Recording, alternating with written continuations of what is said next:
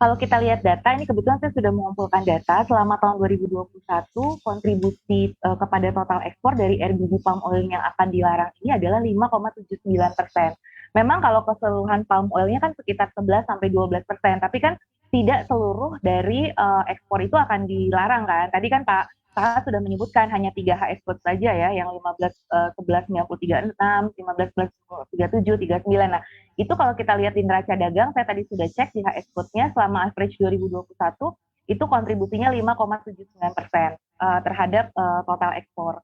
Tapi kan begini ya, yang perlu kita lihat juga ya, bahwa ini ada kebijakannya sifatnya temporary. Jadi tadi benar yang disampaikan oleh Pak Saad, setuju banget. Bahwa sebenarnya kita memang nggak perlu panik dulu ya, dalam arti bahwa karena memang oke lah cukup besar dampaknya ke ekspor 5,8%, dan secara keseluruhan kalau totalnya itu adalah 11 sampai 12%, tetapi kalau secara yang dilarang saja itu kan hanya 5,79 ya, artinya apa namanya tidak sebesar yang kita prediksikan gitu. Nah, tapi ini juga yang perlu kita ketahui juga adalah dari sisi market itu bagaimana kontrak-kontrak dari perdagangan sawit ini pun, karena kan ini dilarang per 28 April, tapi perlu dilihat juga oleh pemerintah bagaimana kontrak-kontrak sawitnya sendiri, karena sometimes kan kontrak sawit itu nggak semuanya spot ya. Mungkin nanti Pak Sahat juga lebih bisa Ya, ya, menjelaskan. Ada yang sifatnya forward gitu. ya. Nah, ini juga harus kita lihat. Nah, kalau forward masa dilarang, kan kita udah ada kontrak gitu. Nah, ini juga yang jangan sampai merugikan dari para pelaku usaha. Jadi artinya satu, saya selalu melihat bahwa perlu ada win-win solution. Kita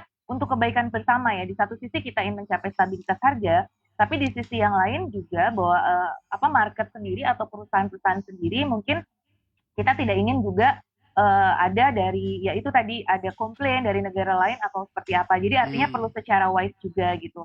Jadi artinya kita paham kita harus mendukung program pemerintah ini untuk stabilitas harga, tapi di sisi yang lain dari sisi B2B harus dilihat juga seperti apa seperti itu. Jadi memang dan kepanikannya jangan terlalu panik dulu, tadi benar bahwa ya memang karena komunikasi kebijakannya mungkin di awal memang belum terlalu clear, yang mana kan baru 2 hari kemudian gitu atau 1 hari kemudian dijelaskan bahwa ini belum semua gitu, apa Makin tidak jelas. semua ya, jadi makin jelas. Nah, artinya mungkin kalau di awal sudah lebih jelas mungkin market belum tentu, karena kalau kita lihat di sekuritas Ya, ya, di ya. pasar saham sendiri kan memang beberapa perusahaan sawit sahamnya sempat turun seperti itu ya. Correct.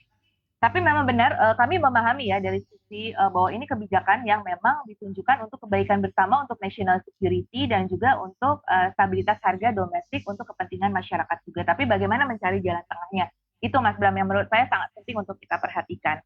Setuju, Oke, setuju baik. Mungkin sekali Pak itu. Sahat bisa menambahkan begitu terkait tadi juga Bu Telisa menyinggung terkait kontrak ekspor begitu ya, karena memang tanggal 28 April ini kan Ya, juga baru ya, ya. diterapkan larangannya. Seperti apa kondisi di lapangan dan juga menurut pelaku usaha Pak Sahat? Jadi sangat tepat itu Mas Bram ya. Dalam hal bisnis sawit ini juga bisnis lain banyak itu forward selling.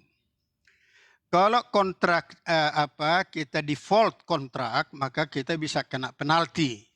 Dan oleh karena itu sangat bijak tadi saya kira Pak Menko juga akan menerima kondisi-kondisi itu untuk melihat kembali kontrak-kontrak yang ada untuk tidak di default, bagaimana itu bisa ada relaksasi. Saya kira saya lihat Pak Menko tidak akan gegabah langsung. Memang untuk kontrak baru tidak boleh setelah tanggal 28, that's sure ya. Tapi yang sebelumnya itu dibikin kontrak itu perlu dievaluasi Mas Bram. Kemudian tadi sangat tepat sekali ya.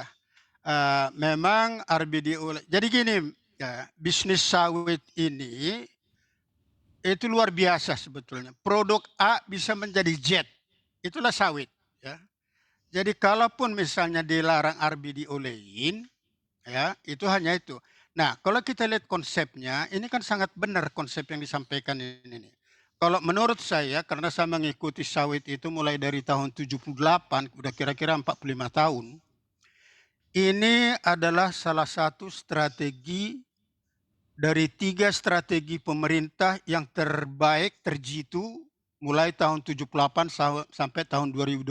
3 yang pernah saya amati. Salah satunya ini. Kenapa terjitu? Saya bilang konsepnya sangat sederhana ya. Melarang RBD olein. Oke?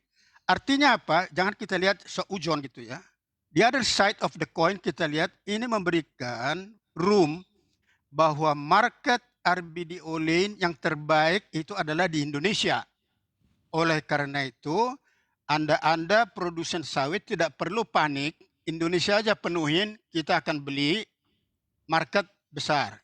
Itu yang pertama. Yang kedua, pasar sawit Indonesia, ya, Migor ini kan lebih baik di Indonesia dari tempat lain. Kenapa saya bilang lebih baik? Kalau pasar itu saya kira itu adalah harga. Yang kedua payment. Yang ketiga cost distribution. Jadi kalau cost distribution Anda kecil, paymentnya lancar, marketnya luas, ini menjadi kondusif pasar di domestik daripada ekspor. Jadi